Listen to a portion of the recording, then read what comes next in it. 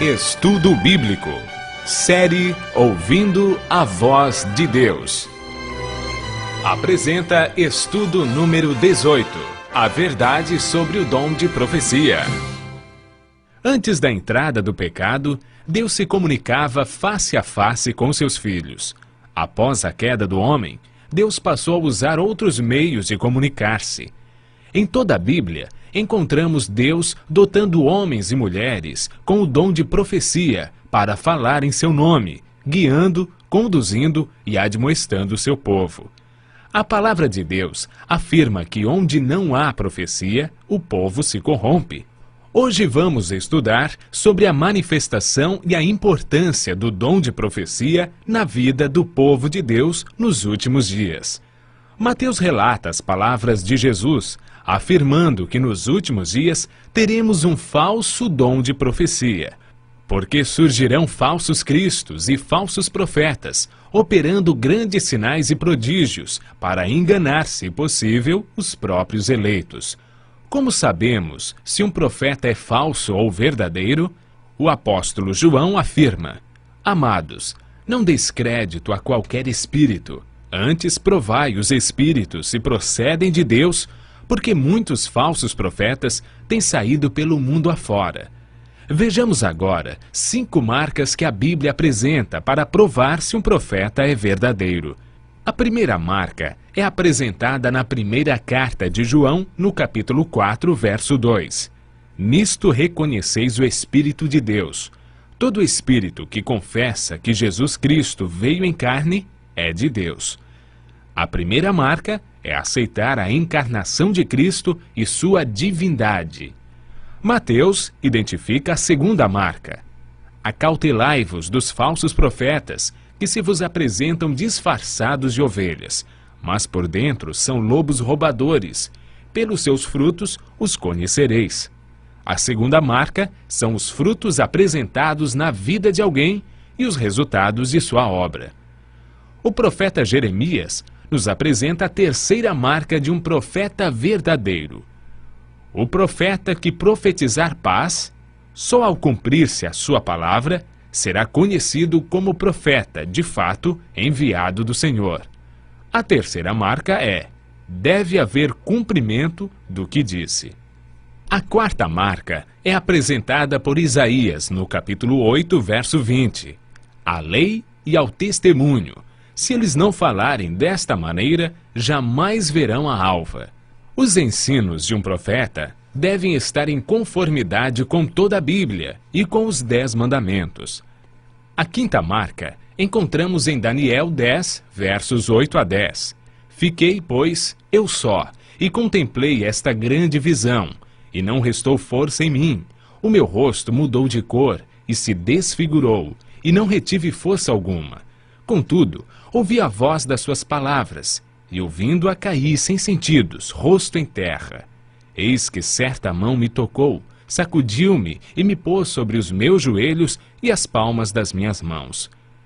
Portanto, o profeta, quando está em visão, perde a força física, permanece em um estado de inconsciência, deixa de respirar, os olhos permanecem abertos e recebe uma força sobrenatural.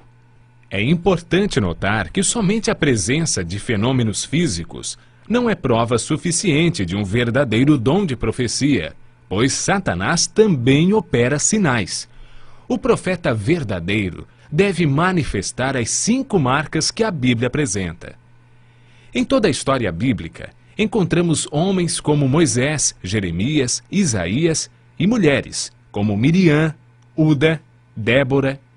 Lucas capítulo 2, verso 36 afirma: Havia uma profetisa chamada Ana, filha de Fanuel, da tribo de Azer. Filipe, o evangelista, tinha 4 filhas que profetizavam. A Bíblia afirma que nos últimos dias, o dom de profecia estaria presente entre aqueles que seguem os mandamentos de Deus. Irou-se o dragão contra a mulher, e foi guerrear contra aqueles que guardam os mandamentos de Deus e têm o testemunho de Jesus, que é o dom de profecia. Apocalipse, capítulo 19, verso 10. A Igreja Adventista do Sétimo Dia aceita a manifestação do dom de profecia na pessoa de Ellen Goldwhite, porque em sua vida encontramos as marcas bíblicas de um profeta verdadeiro. Seus ensinos são fundamentados em toda a Bíblia. Ela exalta a pessoa de Cristo e seu sacrifício. Há frutos positivos em sua vida e como resultado de suas obras. Pessoas adventistas e não adventistas reconhecem seus escritos como sendo inspirados por Deus. Ellen White viveu e ensinou a validade dos 10 mandamentos. Considerava seus escritos como um guia para se ter uma compreensão mais clara da Bíblia. Ela nasceu em Gorham, no Maine, em 26 de novembro de 1827. Seus pais foram Robert e Eunice Harmon. Em 1840, quando tinha 12 anos, foi batizada por imersão por um pastor metodista. Em 1842, assistiu a algumas reuniões adventistas em Portland e aceitou plenamente as doutrinas. Por esse motivo, foi desligada da Igreja Metodista. Em 1846, casou-se com Tiago White, com quem teve 4 filhos. Seu esposo, Tiago White, faleceu em 1881. Ellen White viveu quase 88 anos.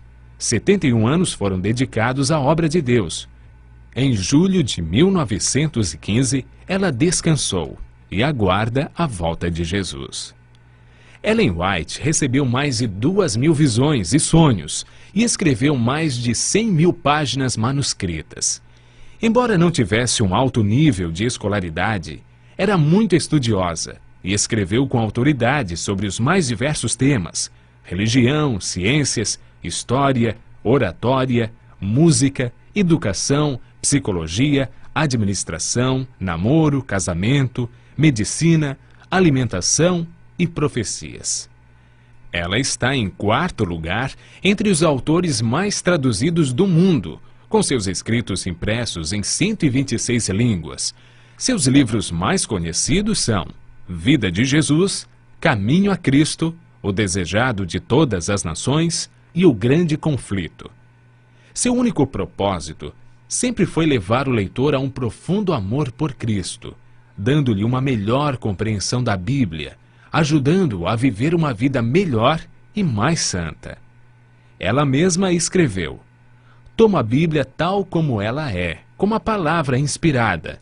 Nenhuma mente ou mão se empenhe em criticar a Bíblia. Apegai-vos à Bíblia tal como ela reza." O Senhor deu uma luz menor, seus escritos, para guiar homens e mulheres à luz maior, que é a Bíblia. Continue ouvindo a voz de Deus e crendo em seus profetas.